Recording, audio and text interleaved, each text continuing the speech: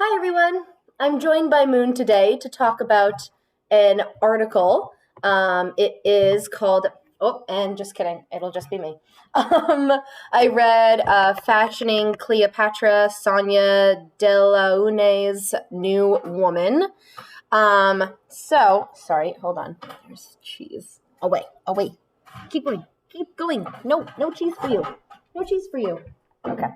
Anyway, so this was a really interesting article. The author maybe wasn't as clear about what their intentions were for argument in the beginning, but I didn't really need them to state it because the entire um, writing really supported just general topics. I found this article to be very juxtaposing, lots of contrast, lots of duality in terms of concepts and intentions.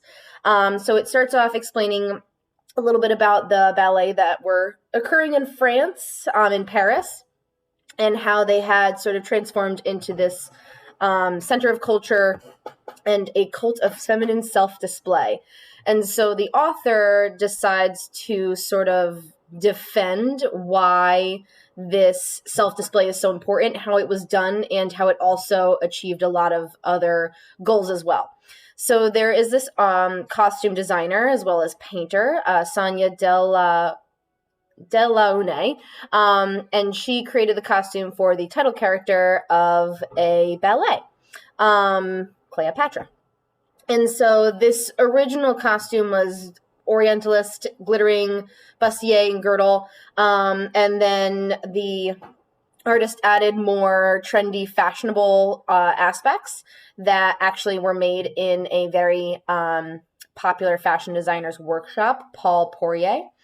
And so now she's creating this sort of image of this new woman, capitalized for both, that really rejected the traditional feminine roles and sort of embraced the intention of the female clothing spectacle in a very like ownership sort of sense, like kind of like taking control of that and changing the narrative a little bit more. And so there was a lot of complexity in this public image, both with freedom and visibility and scrutiny. And so there are a lot of and cultural divisions with the ballet and the audience that are sort of coming together within the costume design itself. And artists are, at least this artist is definitely also projecting her own dual identity, feeling a part of Parisian society as well as left out. And in her designs, she's including a modern and traditional sense as well as Occidental and Oriental. You've got a female lead paired with a male dancer. There is so much contrast existing in this entire conversation. So with Cleopatra, the primary object of attention, she is also gazing at another and focused on another character. So there, again, is more contrast and duality. A later version of this costume went from being very fashionable and trend setting to being a little bit more armor like and restrictive, which is a huge contrast as well. And that actually works better with the new choreography. And so there was a huge fire, and certain members of the team of the ballet got stuck in certain places. And so they designed this new choreography that was meant to be more flat like, more like an Egyptian bas relief. And so her costume really mimics that and supports it as well. And it's interesting because this entire story is about this woman, Cleopatra, who, makes this promise in the end, does a striptease, and the costume for this both reveals and conceals. It invites and deflects the gaze, and it creates this sense of body visibility as well as shielding the body. So even with the prior versions, the updated versions, the reinvented versions, there is still a lot of duality that exists in Delaunay's costume design, and she's doing this with a really intense purpose. The author next analyzes some of her abstract painting works, this huge mural, where color and light and movement really remove the sense of body that she previously included in a lot of her costumes. So the Cleopatra designs that we saw earlier for the clothing were very geometric, and now she's being very fluid and kind of embracing that abstract sense of representing movement. Endless juxtapositions continuing forward. And these, you know, acknowledgement of an explicitness that is being pushed in female costumes for the ballets is completely acknowledged and embraced by the artist. And by doing so, she's attempting to contrast the late 19th century artists that came before her that went and showed a lot of dance halls like Degas, Renoir, as well as Toulouse-Lautrec. And so she's really, taking her own feminist perspective and allowing her point of view to be an exact contrast and opposite to what was done prior. And so you got this balance as well as dissonance almost, it feels like, throughout the article, which I think is a really, great combination in itself.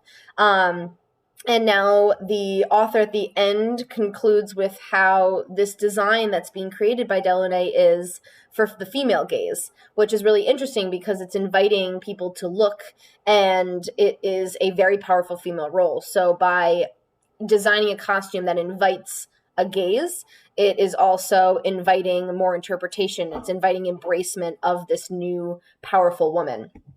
And the fiction of these stories that are being represented in the ballets are also being brought into real life as well. So it's not just something that exists outside the social and cultural realm. It's really a part of it. And this new woman, whose powerful gaze also represents the artists themselves by use of shiny and reflective objects and literal mirrors.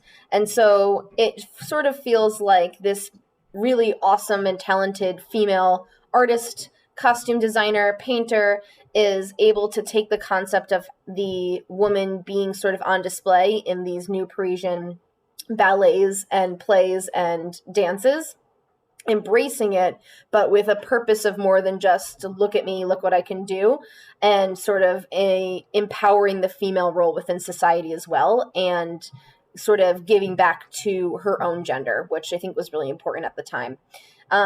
This one was a great read. Lots of really cool imagery, the photography, the, preparatory sketches for all of the different costume designs worked really well. It complemented all of the different discussions. Oh my God. I've got cheese on my kitchen table and it's irresistible to cats.